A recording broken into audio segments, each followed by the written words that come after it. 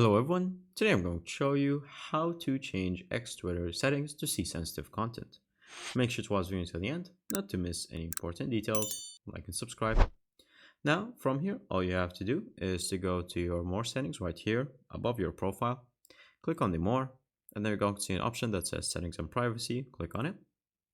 Once you're here, you're going to see all these options and you're going to click on privacy and safety. Once you click on privacy and safety, it's going to show you these options and you're going to click on the button that says content you see.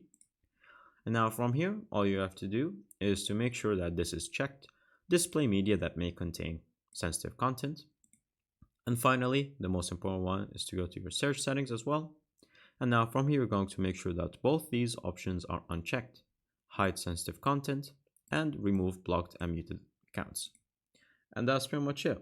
Once you do those both options, it's going to make sure that you can see all the types of content for both sensitive and none. Thank you guys for watching. See you next time. Bye bye.